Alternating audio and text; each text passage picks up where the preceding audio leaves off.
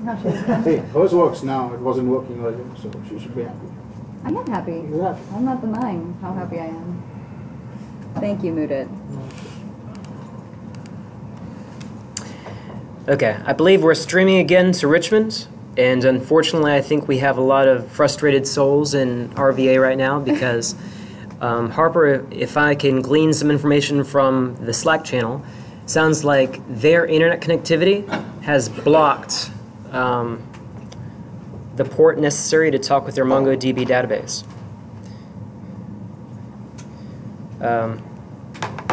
So let's talk through it. And for those of you in Winston-Salem, raise your hand if you actually got all the way through and you have a working local Node.js app that talks to your MongoDB database.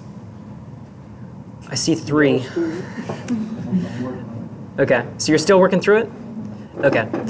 I want you to continue working through it. Put that to the side, pause, and let me show you. I don't want you to close anything you're working on. I'm going to stop in just a minute, and I'm going to let you go back and finish it. But I wanted to introduce you to how you can communicate to a relational database from Node.js. Node.js is a powerful middle-tier application framework. A lot of developers will use MongoDB or another non-relational database exclusively from Node.js. Why do you think that is? You've seen what it is. Why do you think you'd choose MongoDB over our relational database? It's already in JSON. JavaScript. You're already writing JavaScript. You know, if you've got JavaScript on the front end, you got JavaScript in the middle tier, and you don't have to learn or understand SQL, let me just continue doing JavaScript. I can talk to my database in JavaScript. Life goes on.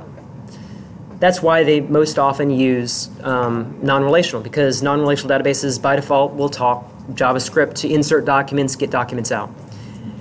If you're going to do something against, say, somebody else's database, and 80% or more, probably a lot more than that, are still relational, you need to be able to use Node.js, if you want to use Node.js, against another database. Say you inherited a database. Okay, and you want to use Node.js? It's not hard to do. I can do this one of 2 ways. I can pull up an example app that I built yesterday that shows, here's a working example of a Node.js app talking to a relational database, and we can see it working, and I'll give you the code. That's option 1. That'll be quick. It'll take like 15 minutes. Option 2, and you're going to have the code, you can go back and play with it.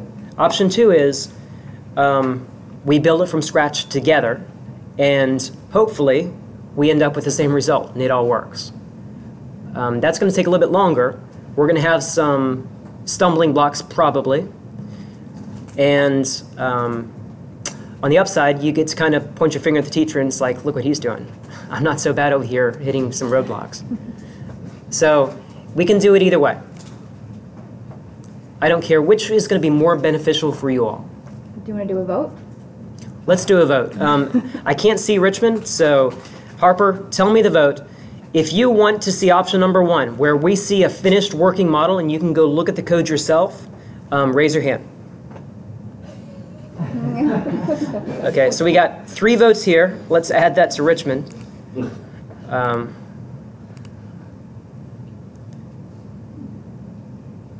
They have probably a 10-second, 15-second delay.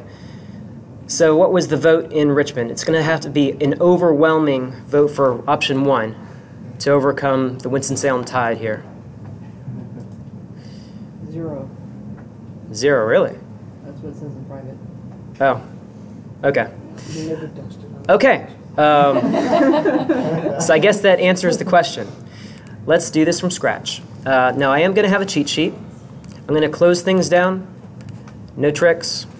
I got nothing open. Well, here we go. So, from scratch.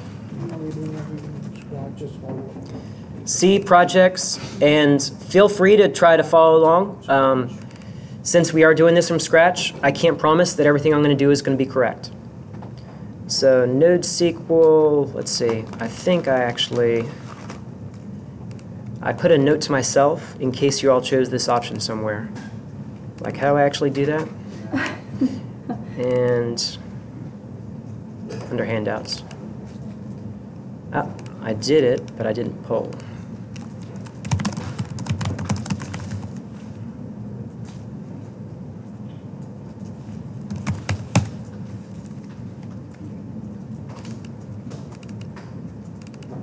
There we go.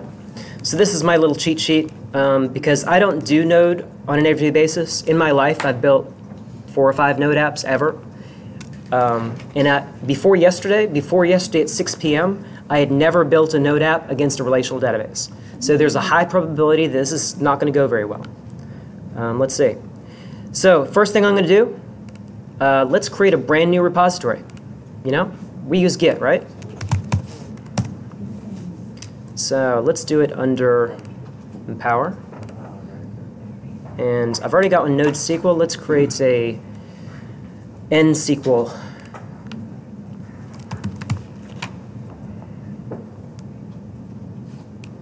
And we'll make it public. Create repository. Okay. And I've got my little URL here. Copy that. We got a question already? Oh, thank you, Harper. I will definitely need it. Let's go under here. And step 1. I've created a repository in GitHub. And I'm going to say underneath the Empower is where I want to create this. Git bash, git clone. And I copied over there what the URL is going to be. My git bash window, if I right-click, it'll paste automatically. That's it's common when you have a little Linux-based command line window. If you right-click, most of the time it'll understand you want to paste. So it says, oh, you've cloned an empty repository. Yep, that's exactly what I wanted to do. Nothing in there. Okay. Step 1 when I create a new project is I like to get my git ignore file in there. Does anybody remember what a git ignore file does? Keep something private just to you, or you can specify security for other people. Tell GitHub to ignore those items. You're both right. You just said it a different way. It says this is a filter for all the files locally that I don't want to share with the rest of the world. So she said it generally. You said it very specifically. So it says when I commit, I don't want to send these things up. You might use that for compiled file, like binaries, things that aren't really code, but they're artifacts of what you do when you compile. Or it could be, what's another thing you could use git ignore for? Styles. No, I'm looking at you because, Scott, because he was the one that originally posed this question a couple weeks ago. He said, what if I have a really secret algorithm that's going to make me a lot of money and I don't want to share it with the rest of the world, but the rest of the app, it's fine to share? You can put that in your git ignore. In the real world, you might have database passwords or secrets that are really private to your account. You want to share the code, but not your private connection details, your connection strings, that sort of thing. Because otherwise, you put it out there, and I bet you if you go write an app to read the GitHub API, there's a lot of developers that make a mistake. You just go connect to their application database and do whatever you want. So forget I just told you that. So Empower NSQL. So let's take a look. npm init. Let's try that. I told you about npm. npm is a nice little utility called Node Package Manager, and it has these 2 or 3 sentences that says, okay, you want to create a brand new application. Let me help you with that. Package name, NSQL, yep, version's fine. Description, a little test app to see if we can connect to a relational database. Entry point, I think we're going to use Express, so I'm going to say app.js because Express generates that instead of index.js. Test command, none. It knows my Git repository URL. It knows that because I did it in my Git directory, and it sees that, and it picked it up. So it defaulted it for me. It's like, yep, keep that. Keywords, that's like SEO if you want to let people help find you later on. I don't care. It's me, and license is fine. It says, oh, that's the package.json file, your application manifest file that I'm about to write for you. What does that look like, by the way? What code is that? It's JSON. It's just JavaScript. It's a JavaScript object that they saved into a file. You see how JavaScript is everywhere.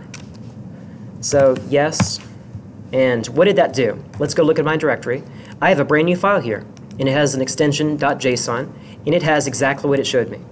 All it did is it made this little JSON object and it saved into a file for me. That's all it did for me. That's important because, as we're about to see, we're going to add some dependencies.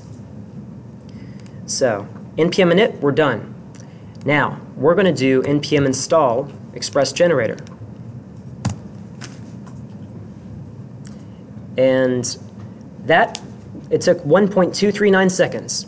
That is the equivalent of us going out, if we're doing front-end JavaScript development, finding the Git repository, pulling the Git repository, copying the files we want into our directory. It did it in 1.239 seconds with that command. It did it all for us. As a matter of fact, let's go verify that that happened. Actually, it hasn't done anything yet. All we're saying, because I said -G, it put that code that I said express generator, I said I want that for my entire computer, globally.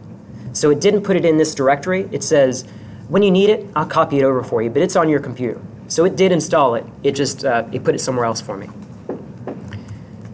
So does anybody understand why I did express generator?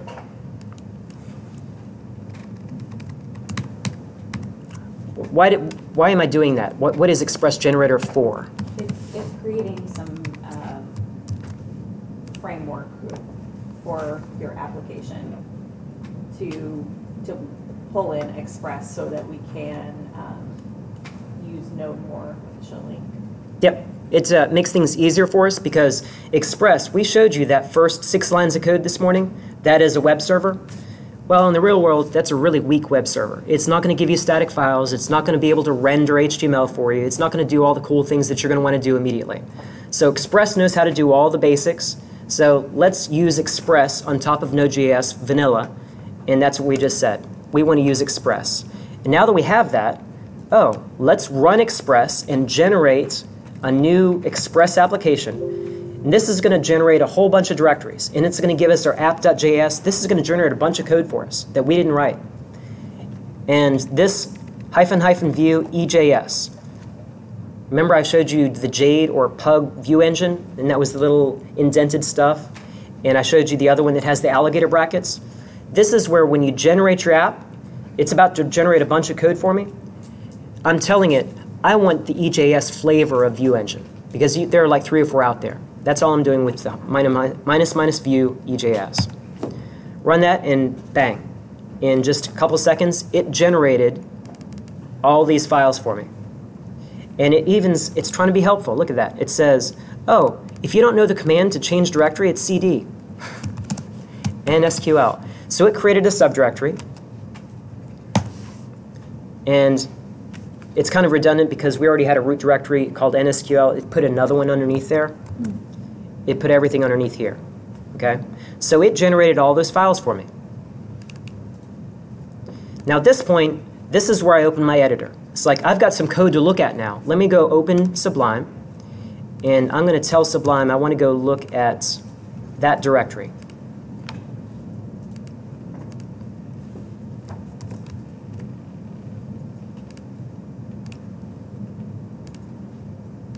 So, what have we got?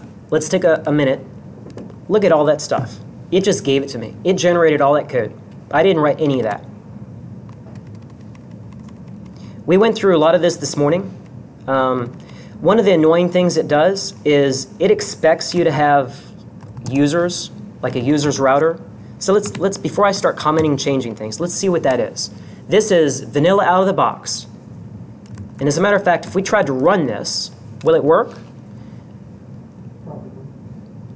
We're missing one command. So if I try to say node app, it's going to give me a whole nasty error message. It's like, I don't know what you're talking about. Because even though we told our package.json file what we wanted, let's go look at this. Package.json right here. We told it we want these things. But we haven't actually told it to download the files. We just said, oh, when I'm about to run, I'm going to need these things. The reason you do this, the existence of package.json is so that when you take your code and you put it somewhere else, like a production server, and you share it with the rest of the world, it knows these are the things that I need to go download and install here for you, without you having to pick up and copy all these dependencies here and take it with you. So it's like, okay, just take your code, put it over there, and run one command. And that one command is this, npm install. npm install reads your package.json file and it says, oh, do I have that? No. I'm going to go download it for you now, and I'm going to put it where it needs to be. And right there, we have a node modules subdirectory. Node modules full of all kinds of other people's code. There's a lot of stuff in here. Where did it all come from? Because each of our dependencies in our package.json, these, 6 dependencies? Each one of them have their own dependencies. And each one of those have their own dependencies. So it's a dependency tree. So with these 6, it has resolved all of the dependencies and said, I'm going to download all of them. So it's all there for you. And we did all of that with one command, npm install.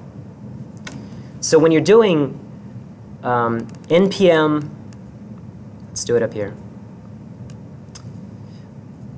Sometimes when you're saying install this certain package, you're just saying, I want to put that in my package.json. As a matter of fact, in your instructions, there was a -- save. Yeah. The -- save says, I want you to update my package.json file to remember that this is a dependency. Otherwise, I'm not going to run properly. So at this point, will it run? It should. OK. How do we know where it's running? Well, by default, Node Express will put things at port 3000, I believe.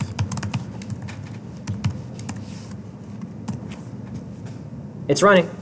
As a matter of fact, let's see if it is. You can tell because this little console window will say, oh, I've got a request for that, I've got a request for that. What do you know? It even gave us some CSS. It generated CSS for us out of the box because you probably want to have that. It doesn't do anything. This is the entirety of what it will really do. So we got to do some more work. So let's stop that, Control C. Let's go back over and take a look at what it was doing and what it gave us by default. Let's start at the top. So this, it's just saying, I'm going to set a variable to these dependencies. That is something of interest. So index router. In a larger Node application, you don't want to define all of your routes in app.js. You could, but it quickly becomes unwieldy. Imagine an application where you have 20 screens. And each one of those 20 screens has the ability to add, update, or delete data, which is common. You don't want to have 50 or 100 different routes defined in one file, because then when you're trying to find which one, you're scrolling forever. Wouldn't it be nicer if you have like one screen corresponds to one list of functions? That's what this allows you to do. So that's often the pattern. That's kind of what Express is suggesting. Please, developer, don't make a mess. Index router, it says routes. This syntax says, I want you to go in this directory, the dot means that, find the route subdirectory, and look for the index. Because we're talking JavaScript, you never say .js. You could, but it's redundant. So it's saying that JS file at that path. So let's go look at it. What do you know? We have 2 variables, and you recognize this. You should by now. This says, when you go to this path, what is that path, by the way, when it says just /? The root. That's how I got to the index page. So over here, I went to the root. This is the same as saying /. You know, even the browser's going to take it off. Now, why did that fail? Because I stopped my Node server. It's not running right now. Let me start it back up so I'm not going to cause consternation. There we go. So let's go back to our code. This little file, normally you would create that as a file dedicated to one piece of your application. So if you're in, we're going to actually create, did you know, as an aside, and this is really the inspiration for today's lesson, is from somebody in this room that is a certified Cicerone. If you don't know who that is, shame on you. You should be talking to your neighbors. You know what a Cicerone is? You know what a sommelier is? Yeah. Cicerone is that for beer. Oh. So whoever that person is knows a whole lot about beer, and you probably want to be friends with him. So Who is it? Hand raised? you're going to have to figure it out yourself. So that was actually the inspiration. Like, let's think of something fun. And this application that I've laid out is a beverage app. And the idea for a beverage app, remember that Untapped, and you have like a beverage rating thing for beer? That's the idea behind this app. Let's create the ability to store a beer and then have ratings or comments about that beer. And then have like a social media thing. Okay, I've created one page. You're going to have to go run with it if you actually want it to work. But I'm going to show you the architecture. So in that context, we're going to have like the ability to store a beverage. So this might be a beverage router. And inside the beverage router, you might have the ability to add a beverage, update a beverage, add a comment to a beverage, delete the beverage and all its comments related to the beverage. And that would all be in one router file. So stepping back, let's see what we're doing here. We're on line 7 of the app.js, which is the file that you run when you run Node and you're starting up Express. It also gave us this thing. And this is what I don't personally care for. Let's go see why did they give us that? I don't even have users. It's kind of a stub that says you probably want to have users because you want to know who's connecting so that when they add a comment, you know who did it. Yeah, we want that, but we're just showing an example. We don't need it. So I'm going to do something that might be frightening. I'm going to delete that file entirely. And I'm going to go back to my app.js, and instead of commenting it out, I'm going to delete that line. So it was a stub? It generated that route in anticipation that you probably want to have like a user's route. We're not going to do that, so I'm just going to get rid of it. A stub is like a piece of code that's half done in trying to suggest, oh, maybe you want to do this. It's like, no, I don't want to do that. So I'm going to delete that. So let's go. Get rid of 22 as well, line 22. Yep. So down here, up there is where we said, I want to set a reference. I want to have a variable that has a list of all of my routes. By the way, you can't really do that with a file, can you? No, you can't. That's this line right here. So what we're doing is we're saying, give me a router object that is something that Express gives us. We call all of our routes, we define our routes as callbacks here. And then when we're done inside the file, and this is a very common pattern in Node, when we're done inside of this little piece of our application, we say, oh, share it with the rest of the app. How do you get that list of functions? You have to say module exports something here, and over here, you say require, like that. So that gives you that variable now has all of the functions that you did in that file. So that's how you can break apart your app and keep a little piece of logic over here, a little piece over there in different files, and then pull it all together with a variable here and a variable there. This is how Node.js developers organize their code.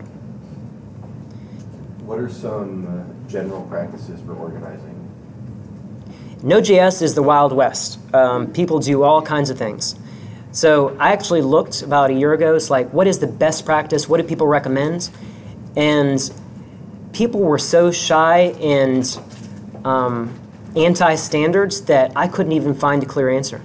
It's people are adamantly independent when it comes to writing their Node.js code and organizing it. Now Express, they want you to have, okay, you probably want to have a route subdirectory. You probably want to have a subdirectory for your views. You probably want to have like a place for your images, JavaScript style sheets. But beyond that, look how sparse it is. There's really nothing there. And the reason that is because Node.js developers was like, I don't like Express if they're going to tell me how to write my code. Okay. Unfortunately, I don't have an answer for you. It's however you want to do it. We're going to do it a certain way, and I consider that to be a good way. You're going to see me do it in about 10 minutes. So app.use is like, app is your Express runtime. That's the thing that's listening on the port. What we're doing here is I'm adding plugins, or Express generated a bunch of plugins. Like cookies, you all know what cookies are in the browser? Well, by default, there's no functionality to parse cookies sent from the browser to the server. You have to add a little plugin, and that's what this is doing. It's like, okay, now with that one line of code, think matrix style, we kind of plug things into somebody's head. you're plugging in functionality into the Express server here. It's like, now you know how to do that. What am I doing here? I'm plugging in the functionality that says, I'm going to be able to deliver static files. And where is it? It's going to be in the public subdirectory. Now I'm saying, after I've done my matrix style, here are your functionalities that you know how to do, I'm going to say, here are my custom routes. Now we just got rid of users router, so that's no longer relevant.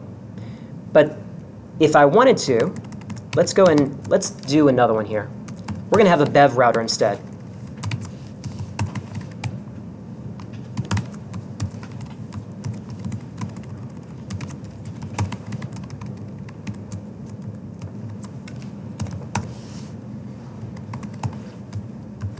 Now, what does that mean? Routes bev. You added another path so that someone can go basically to a different web page? I'm referencing a file that doesn't exist right now. So let's go here.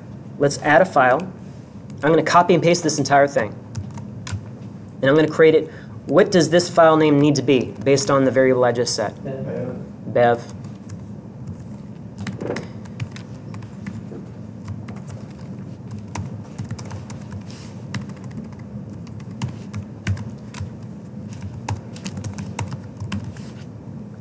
I got a bev now, and there's another thing I need to do. So that now is valid because I have a file under the route subdirectory called bev.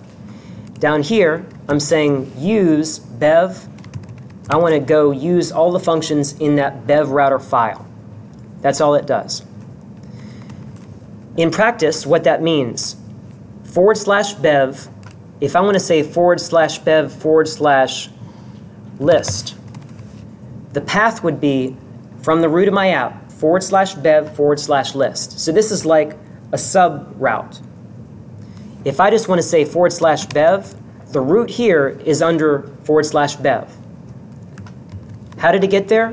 Because under this, app.use says, from the top level, here are all my top level routes. If they say /bev, anything after that, go look in that file to figure out what to do. Okay, now it says, well, if you can't find something, let's add some error handling. And here is more detailed error handling. That's an HTTP status code 500. What is 500, by the way? I know this is superfluous, but I like the page.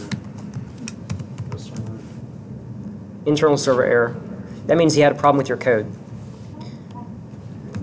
So, now, if I run this, let's go look at what we just did here. So get /bev index. We learned very briefly this morning what render does. Bev index means if we're rendering a view, and I think a lot of you got kind of hung up on this, and we need to go over it again. Rendering a view means I'm going to go look in my views folder, and I'm going to go try to find, in this case I'm using the EJS view engine, I'm going to try to find a file named bev-index. So let's go create one of those. How am I going to do it? You could write straight HTML, but I'm going to copy and paste my index. I'm going to save it, and I need to name it bev-index.ejs.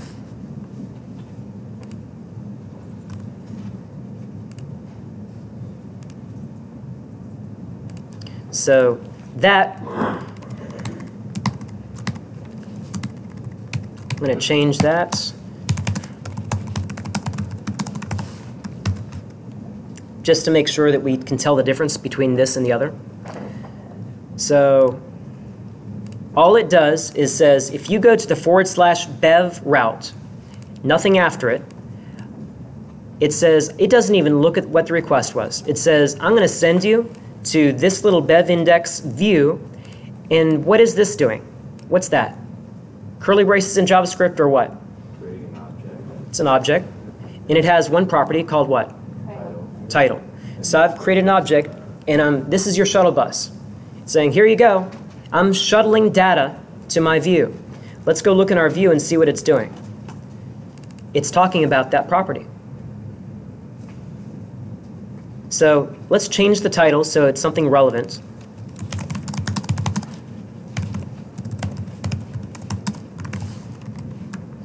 So it's not going to really do a whole lot of exciting things, but let's go see that this works. Okay, it started up, which is always good. If it had a compilation error or interpretation error, it would fail. There we go.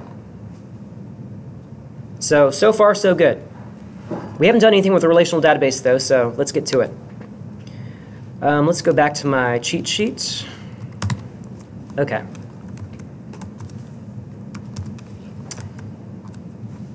You can develop your app, and you often do iteratively. So I decided I'm going to have a body parser, which means that when somebody wants to post something to me, it's going to give me the results of that post in nice little variables. You'll see that in action in a minute. Remember that little library, JavaScript library that Harper mentioned that's really useful for dealing with arrays? Underscore. If you want to look up the documentation for this, like I wasn't born knowing what underscore JS is. Underscore JS, and there is a really nice, it's sparse, but it's a really nice, easy to navigate API documentation. So what does underscore do for me? Underscorejs.org. Let's go look at map. Not only does it show you this is how you call it, and this is good documentation because the little square brackets here mean that's optional. You don't have to pass that. You have to pass the first two. I couldn't tell just by looking at this, what in the world are they talking about? What is an iteratee? What I always do is I glance at that, and I might read this, but really I'm going to look at the code. It's like, show me an example, please. It's like, OK, I'm passing an array, and I have to pass a function, and the function's going to look like that. So sometimes, in order to understand how to use these things, I'll copy and paste their example code into a file, and I'll run it, and I'll change it, and I'll understand what it's doing. Very much like what I taught you to do yesterday with SQL functions, you can do the same thing in JavaScript. That's how you teach yourself. Fortunately, they have even more than one example here. This says, oh, if you have an object and you want a map, it will iterate through with a key value pair. That's pretty powerful. I didn't even know it could do that until just now. You could also pass a nested, it's an array of arrays, which is hard to look at. So yeah, these last two examples, I usually wouldn't use this. I use this first one. And we actually are going to use that in the code that I'm going to put in here in a minute. So back to here, node.js. I imported underscore JS, and immediately I have all of these things at my disposal. Am I going to use all of those? I'm going to use like one or two. But it's worth including it. Harper has a question.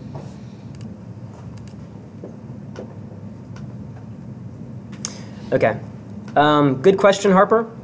And npm start is actually the newest way that Express likes to launch the app. If you look in bin, www, if you do npm start, it will bootstrap itself here. So it does some of these things like the server listen on the port. npm start says, OK, I get what you're doing. I'm going to try to run this, and then it's going to go, and it's like another file that you can do. So it allows the Node developers to put some of the plumbing out of their app.js. If I just said, I don't even know if it'll work if I said node app. Let's try it. I haven't tried it on the newer style of Express. Apparently not. Why did it stop? Why did it immediately come back? It worked. It didn't fail. Because they moved the plumbing code into that www. What is the piece that makes Node not stop? What makes it continuously listen? It's that listen function. And that listen function is right there. So since this listen function is in the www file, that's what makes it continuously run. What happened is it ran this app file, it went through every bit of that code, and it said exports like, OK, exported, done. It completed successfully, but it didn't do what we wanted. So hopefully that answered your question, Harper. I don't have a better one. Oh, I think he's actually asking genuine questions because we don't often use Node.js. Pardon our developer speak.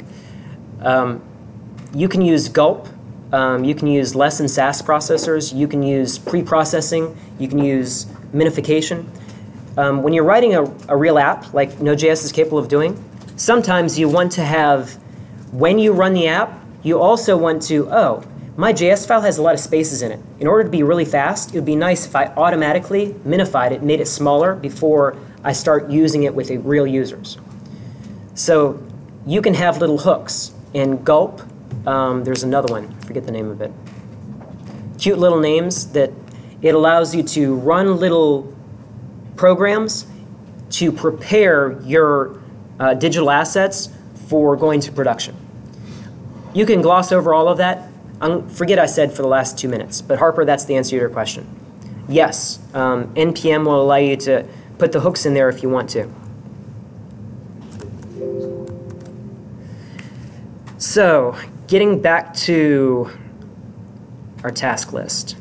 Underscore sequelize.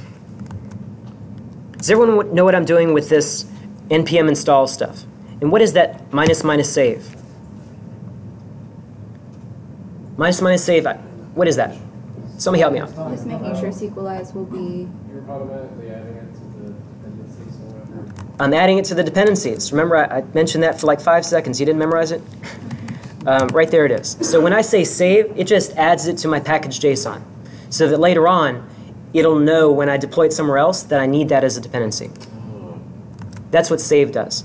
npm install just says, OK, I need that. Make sure you got it.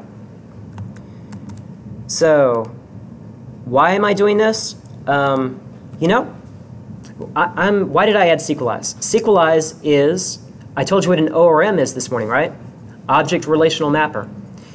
Mongoose was what we used. It's like the bridge between our JavaScript and our MongoDB database. Sequelize is the bridge between JavaScript and relational databases. So it is your ORM. Now, you have to install the base sequelize, and then we get to decide which flavor of database we want. What do you think that one is? PostgreSQL. What do you think that one is? MySQL. What do you think that one is?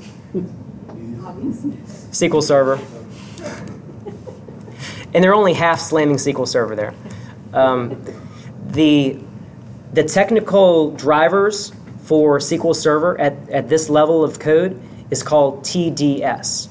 So it was never meant to be tedious, but yeah, apparently whoever wrote that library is getting a jab in at Microsoft. So let's do MySQL. We could just as easily do PostgreSQL. So I'm going to install the MySQL driver.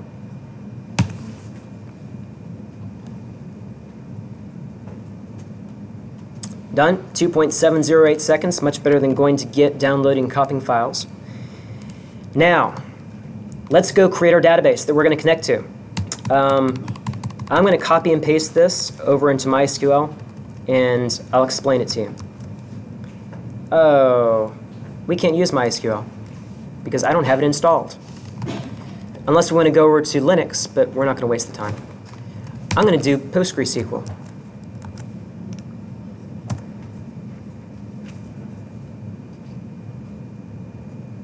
I hope I have Postgres installed. Oh, not version 4. Yeah, that code's not for that though. I can change it. Just do SQL.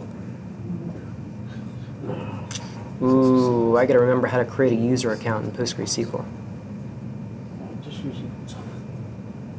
No one likes SQL. Just let no one likes SQL. No.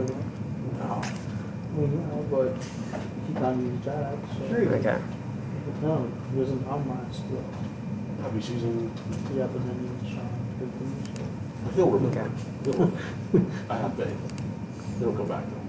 Sorry it's small, but once again, this is the user interface that's not so hot and it's apparently full of bugs. So let's create a new database. And let's call it Bev. And the owner, Postgres. Yep, save. Okay, and we have no tables in there.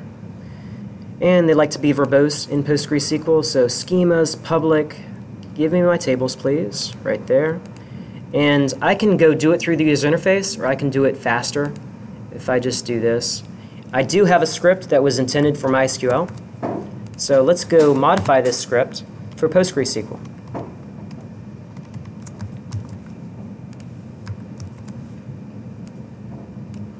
That's really small, so y'all are not going to be able to help me, unfortunately. ID auto increment is not the way you say it in PostgreSQL. Y'all remember how to say it? Serial. There you go. Somebody's paying attention. Serial.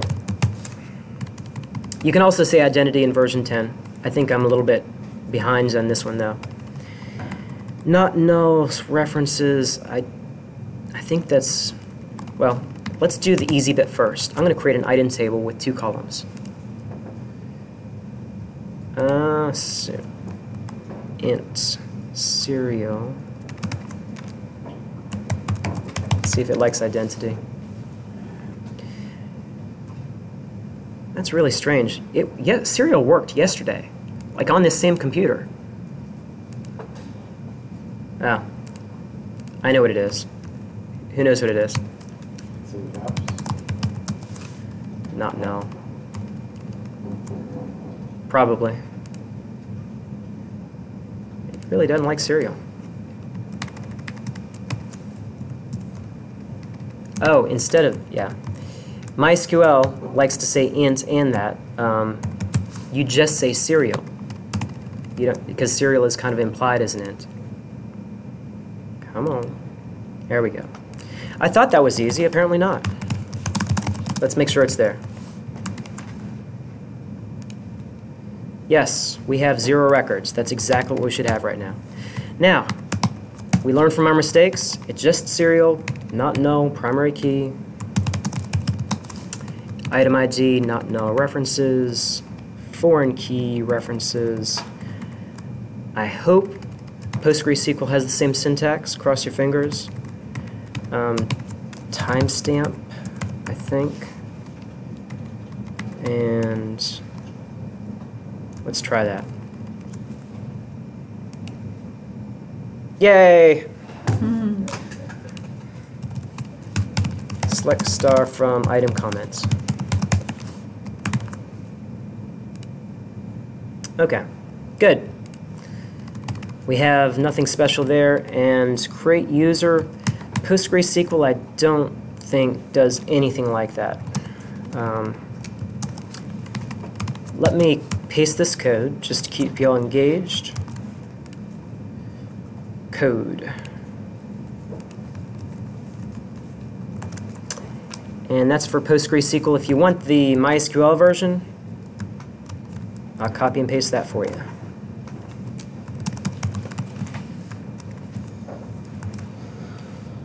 Okay. Now, let's go create a user account.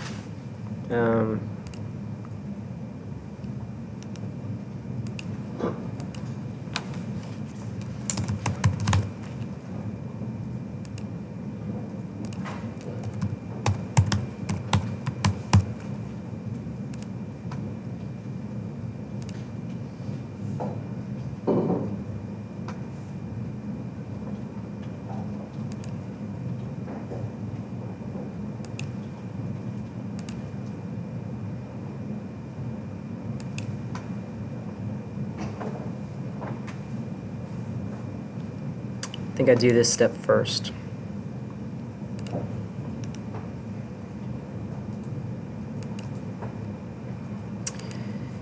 I'm going to have to, I think it is DCL to go over here and grant all privileges. Let's see if that's standard. It's like a 1% chance of this working.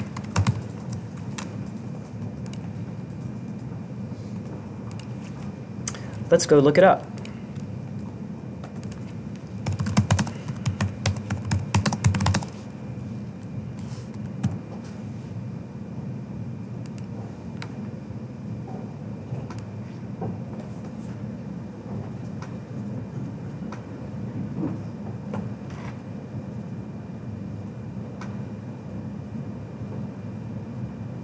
Yeah, this is what I was afraid of. They like to do it from the command line, but this grant all to not on my table.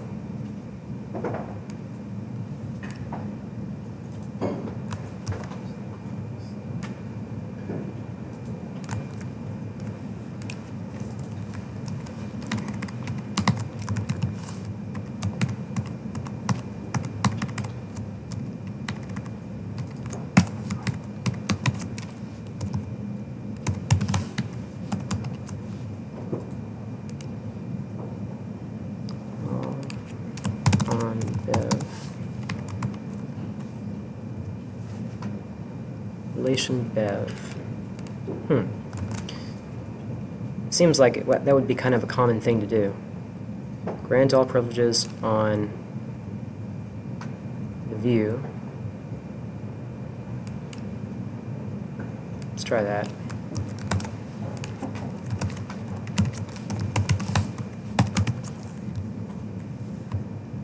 Okay. There's no role there. Nope. There is a way on the command line, but I don't want to go look that up either. Okay. Shameful if Stack Overflow can give us the answer in its own documentations. There you go. Why didn't they make that the first item in the list? On all tables in schema public to dev user.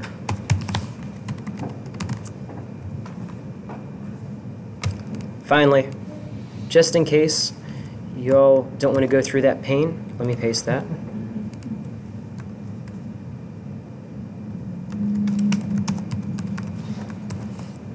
Okay.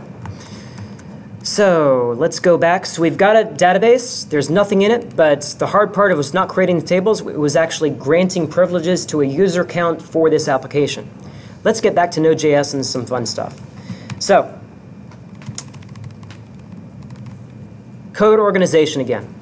So let me go pilfer. Where were we? Let's make sure we have a working application because that was kind of jarring. We're going to go off and play with the database for a while. Okay, we're done with the database. We've got our database. It exists. We've got a user account. We're ready to connect to it. How do we connect to it? There is the concept, and Sequelize actually has some very good documentation. I was actually impressed by its documentation over here. If you go to docs.sequelizejs.com, and let's take a look at basic usage. It says, oh, that's how you connect to your database if you're using MySQL. So here's SQLite. That's the default database for, I believe, Ruby, if you're not going to production. Model definition. Here are all the things that you can do, and it gives you sample code. Model usage, querying. So find all. It's just JavaScript. That's going to be called a model. So let's get back into it. Where did we leave off over here? If I'm not done by 2:30, we're taking a break. So relax, we're taking a break in just a second. So I added a few dependencies. npm start. Let's make sure it's still running. Okay. We've got a running app. We can still get here. Yes, still doesn't do anything interesting. Just getting back to where we were. Let's start doing something with Sequelize. In order to talk with the database, you need to do something called creating models. A model is an object that you define in your code that corresponds to a table in your database, one or more tables. So we have two tables. We have an item and we have an item comment. So that item is like a beverage. And the item comment are comments on those beverages. A very simple one-to-many. That's all we're doing. But it could be as complex as you like. Getting back to code organization, somebody asked me about how do you set things up in Node. This is how I like to set them up. I will create a new top-level directory and call it models. And then I'm going to create a file for each one of my model objects. So we have two models. One is going to be beverage, one is going to be a comment. Now I've done this already, and I'm going to copy and paste the definition of the models from over here.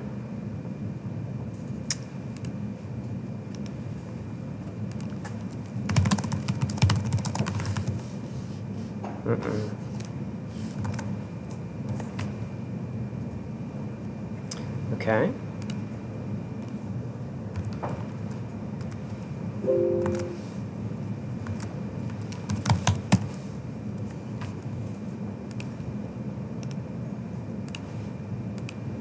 What am I doing? I'm going and stealing the code from myself that I created yesterday so that I can see what the technical definition of a model is.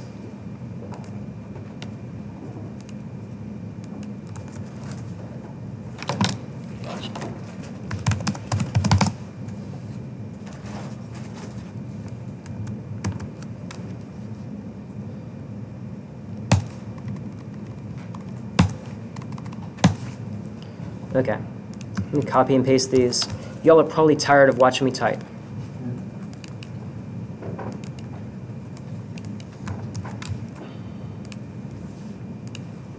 What have we got? This is how you use Sequelize. We've already included it with npm install. Now we just say, you know, I'm going to go talk about it. We're saying require something in dbconfig. We don't have that. Let's go create it. dbconfig, normally in an application that talks with a database, you have what's called a connection string. A connection string is your credentials, your username, password, and the path to your database on whatever database platform you're going to be using. So let's go create a file that holds that in one place in our application, and then we can reference it elsewhere. We've learned how to create files and folders. So let's say new folder, db, and we're going to create a new file called config. And I'm going to copy and paste the config because there's really nothing interesting in there. But you know what? I didn't include it because it was in the gitignore file. So we're going to have to recreate it. So the config, fortunately from the Sequelize documentation, it's going to tell us how to connect.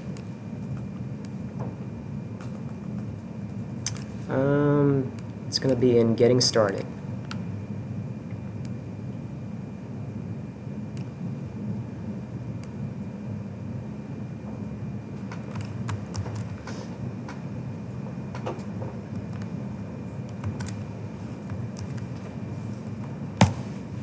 Okay.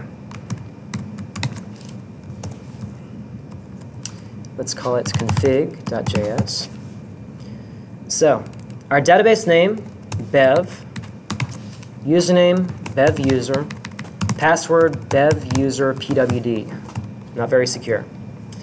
Localhost, our dialect is going to be Postgres because MySQL is not installed. Operator aliases, I don't care, that's little object, I don't care, and that's for SQLite only. That is not going to do us much good at all because we are not sharing with the rest of the world. How do we say share whatever in this file with the rest of our app? Exports. In the syntax, module.exports is equal to whatever.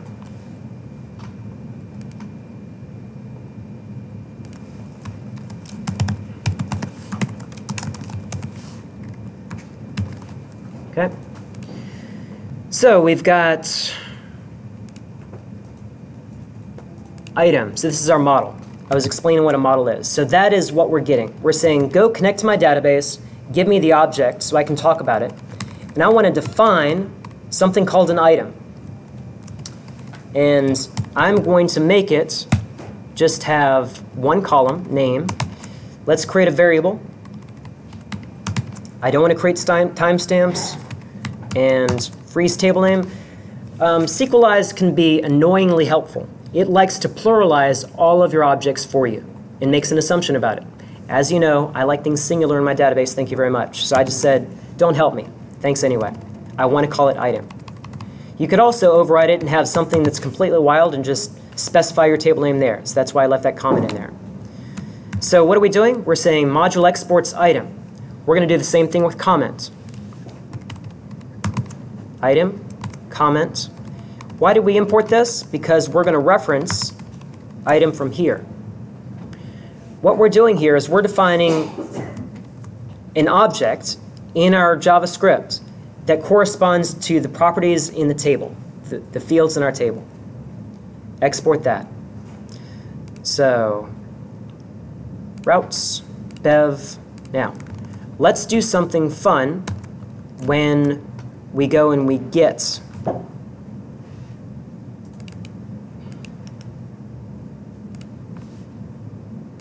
okay, so that is our file here.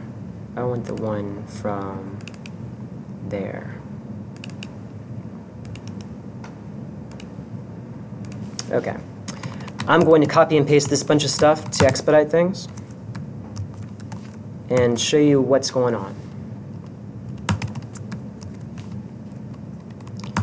Remember underscore, we included it. This is where we're going to use it. We're referencing our config file to connect to our database. We're referencing each one of our model definitions. And now, let's do this. Get. That's a big comment.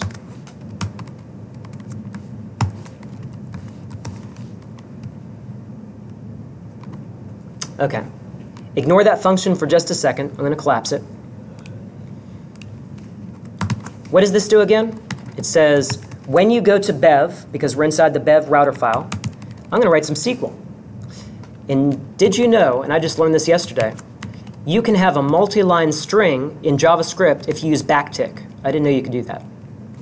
So that's nice.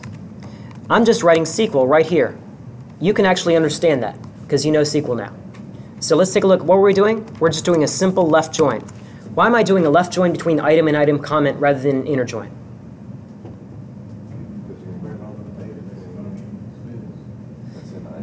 If I did an inner join between item and item comment, that requires a match. What would that mean for comments? That means if a beer is entered and it doesn't actually have a comment, I'm not going to get it to show up. I want to show the beer even if it doesn't have any comments yet. So I need to say, always bring back the beers, whether or not it has at least one comment. That's why I'm doing a left join. So this is how we say, I want to go query my database. You say, send MySQL. Tell it it's a select statement. When you come back, give me my data. What are we doing? We're going to render the result to bev index. Let's make sure we have a view called that. Passing this object. Reshape results. I'm going to gloss over that because that's going to be a little bit hard to understand for a minute. I'm using _JS for a reason because I'm doing some, it's not a lot of code, but it's pretty complicated.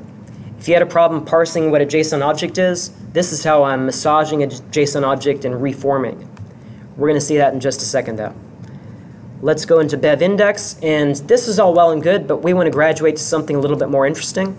Let's go and find the view related to this.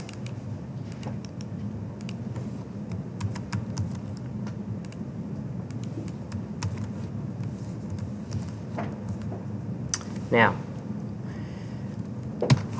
right before we break, I know I said 2:30, but actually let's take the break. What am I doing up there? Think about that on the break. Think about whether that's static or dynamic. Let's take a break for about 5 minutes and come back and we'll finish this up.